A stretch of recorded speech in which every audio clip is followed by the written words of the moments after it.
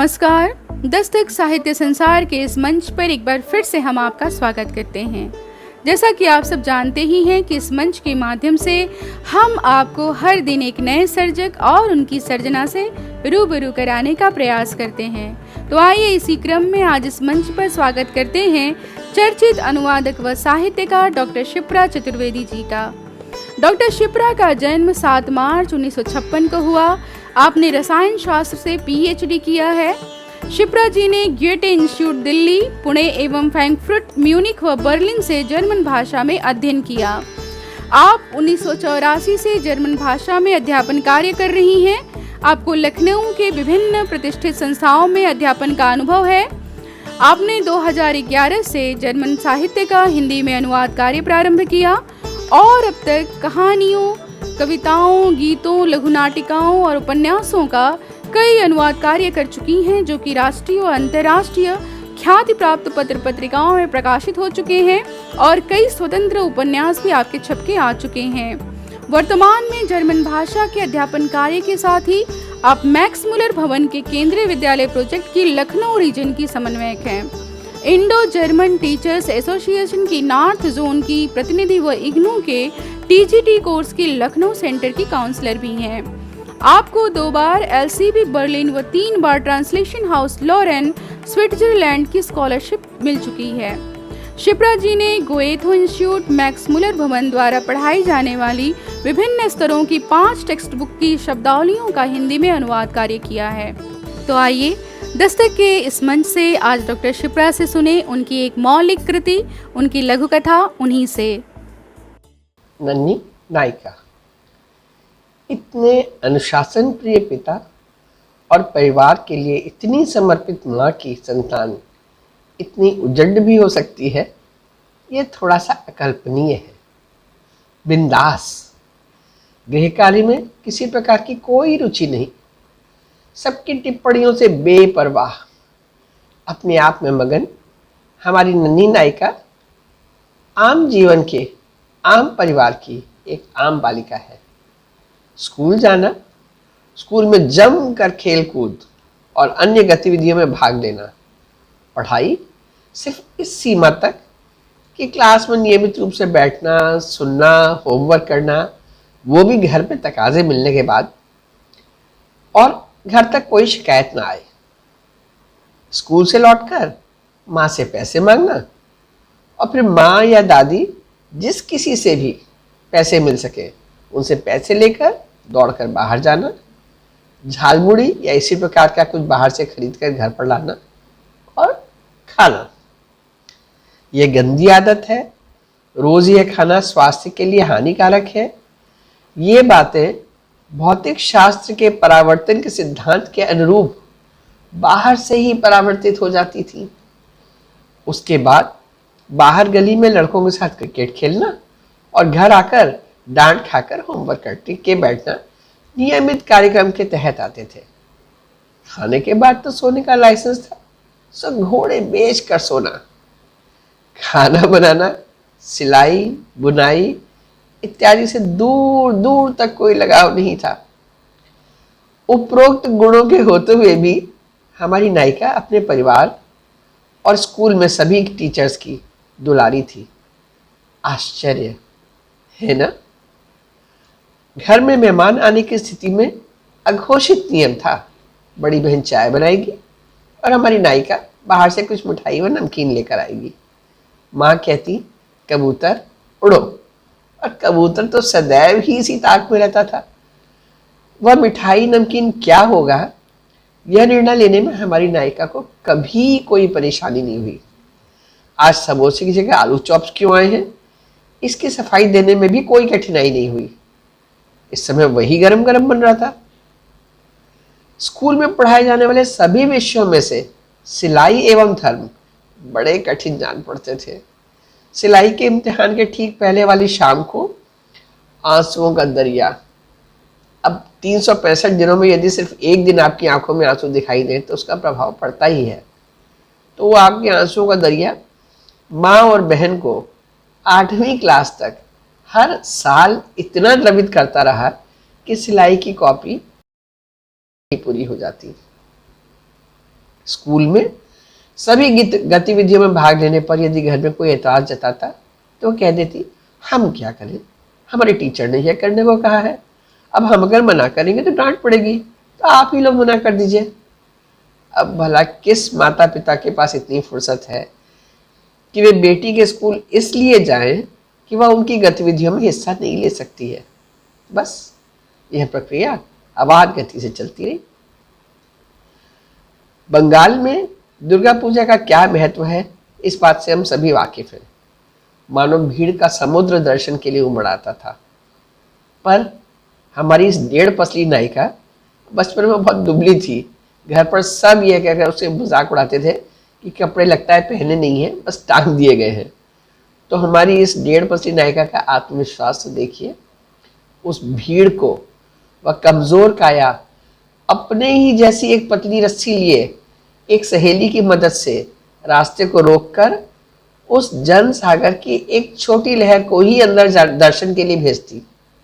भला हो उस जमाने के लोगों का जिन्होंने उसके मनोबल को टूटने नहीं दिया। बंगाल में लोग दुर्गा पूजा के अवसर पर षष्ठी से लेकर दशमी तक नए वस्त्र पहनते हैं। अब चूंकि नायिका की सहेलियां हर दिन नई फ्रॉक पहनती थी, इसलिए उसे भी पहननी थी, मजबूरी थी ना। माँ और बड़ी बहन की कार्यकुशलता उसकी ये इच्छा भी पूरी कर देती है। फिर एक दिन क्लास में नायिका शब्दों पर चर्चा हुई। बस फिर क्या था, हमारी नायिका को लगा उसे भी नायिका बनना है। अब यह तो बड़ी मुसीबत है, कैसे क्या करें। वह बहुत सुंदर नहीं है, वह कक्षा में प्रथम नहीं आती, किसी प्रकार की अनन्य प्रतिभा की स्वामिनी नहीं है। बड़ी हताश हुई।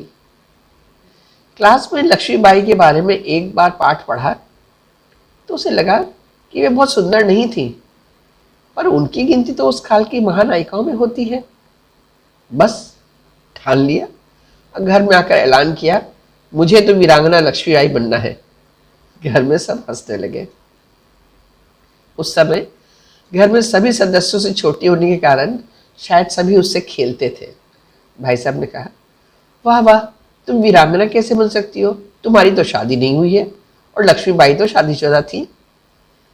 हमारी नायिका को वीरांगना शब्द का अर्थ नहीं पता था और शब्दकोश देने की जहमत कौन उठाए। तुक्का यह लगाया कि वीरांगना शब्द का अवश्य ही शादीशुदा होने से कोई मतलब है। चलो ठीक है, शादी ही तो करनी है, कर लेंगे। अब भाई साहब भी कहाँ हार मानने वाले थे, बोले शादी के बाद तो खाना बनाना पड़ेगा। अब यह तो बड़ी विकट समस्या आन पड़ी। पर हमारी नायिका भी आसानी से हार मानने वालों में से तो थी नहीं। बोली, होटल के मैनेजर से शादी कर लूंगी, खाना नहीं बनाना पड़ेगा। बड़ी मुश्किल से माँ के यह समझाने पर कि लक्ष्मीबाई का जीवन क्या था, उन्हें वीरांगना की उपाधि क्यों दी गई, हमारी नायिका के सिर से यह भूत भी उतर गया। माँ ने सुभद्रा कुमारी चौहान की कविता भी सुनाई। किसी से सुना कि जो लोग समाज सेवा करते हैं उन्हें भी नायिका ही मानते हैं। हाँ, ये बिल्कुल ठीक है, उसने सोचा और पहुंच गई अपने पिता के पास। पिताजी, मुझे लायंस क्लब का मेंबर बनना है। पिताजी अवाक, ये अचानक क्या हुआ? पूछा, क्यों? मुझे समाज सेवा करनी है। बहुत गंभीर व्यक्तित्व के स्वामी नायिका के पिताजी के चेहरे पर कुछ मुस्कान तैर गई। उनके यह समझाने पर कि समाज सेवा अपनी सामर्थ्य के बल पर की जाती है, किसी से मांग कर किसी को कुछ दे देना समाज सेवा नहीं है। तो इस प्रकार यह विचार भी टह फिस हो गया। यह तो बड़ी विषम समस्या है। मिदनापुर में बाढ़ आई। स्कूल की तरफ से कुछ शिक्षिकाओं और छात्राओं का समूह वहां कुछ सहायता करने के उद्देश्य से गया। ये तो सुनहरा मौका था नायिका बनने का। अपने पुराने कपड़े, कुछ पॉकेट मनी और कुछ अपना समय। कितनी बढ़िया बात है, किसी से कुछ मांगना भी नहीं था और स्कूल के नाम पर कहीं भी आने जाने की स्वीकृति अलिखित प्राप्त थी ही। तो साथ हमारी नायिका बाढ़ पीड़ितों की सहायता करने मिदनापुर पहुंच गई और नाव में पानी भर गया। नायिका को तैरना नहीं आता था। अपार जलराशि देखकर डर के मारे कलेजा मुंह को आ गया। नायिका को लगा कि नायिका बनना तो दूर, ये तो जीवन लीला ही समाप्त हुई जा रही है। पर अभी तो जीवन में बहुत कुछ बाकी था। मल्लाहों द्वारा पानी उलेचते हुए जल्दी से नाव किनारे लगा देने पर वह सुरक्षित वापस घर आ गई। नाव में पानी भर जाने का वाकया कभी किसी को नहीं बताया। आज आप लोग पहली बार इस बारे में सुन रहे हैं। नायिका बनने का सपना लिए हमारी नायिका की स्कूली जीवन दिनचर्या सहज रूप से चलती रही। उस जमाने में स्कूल के छात्र यूनियन बहुत आम नहीं थे और चुनाव भी बहुत सहज तरीके से किए जाते थे। स्कूल की प्रिंसिपल के मन में विचार आया कि स्कूल में चुनाव कराए जाए, प्रेसिडेंट, वाइस प्रेसिडेंट, सेक्रेटरी और जॉइंट सेक्रेटरी। रोज की तरह सभी छात्राएं प्रार्थना कक्ष में खड़ी थीं। प्रार्थना के बाद प्रिंसिपल ने सभी को अपने विचार से अवगत कराया। सभी शिक्षिकाओं और छात्राओं ने इसका स्वागत किया। चुनाव प्रक्रिया बिल्कुल सामान्य थी। प्रिंसिपल ने माइक पर पूछा, कौन कौन सी छात्राएं जॉइंट सेक्रेटरी बनना चाहती हैं? 2-3 लड़कियों ने हाथ उठाया। प्रिंसिपल ने उन सभी लड़कियों को स्टेज पर बुलाया। बारी बारी से वे एक एक लड़की का नाम लेती और उसके पक्ष में वोट देने के लिए लड़कियों से हाथ उठाने को कहती। एक शिक्षिका उन हाथों की गिनती करती और जिसके पक्ष में सबसे ज्यादा हाथ उठे होते वह विजयी घोषित की जाती। इसी प्रकार सेक्रेटरी, वाइस प्रेसिडेंट का चुनाव हो गया। अब बारी आई प्रेसिडेंट की। इससे पहले कि वे इच्छुक लड़कियों के नाम पूछें, उन्होंने कहा कि यह पद काफी जिम्मेदारी का होता है और थोड़ा विस्तार से उसके बारे में बताया। अब उनके यह पूछने पर कि कौन प्रेसिडेंट बनना चाहता है, किसी ने भी हाथ नहीं खड़ा किया। प्रिंसिपल बोली, क्या कोई भी अपने आप को इस लायक नहीं समझता? हमारी दुबली पतली नायिका को जोश आ गया और उसने हाथ खड़ा कर दिया। प्रिंसिपल बोली, शाबाश, स्टेज पर आ जाओ। और कौन इस पद के लिए इच्छुक है? कोई हाथ नहीं, कोई सामने नहीं आया।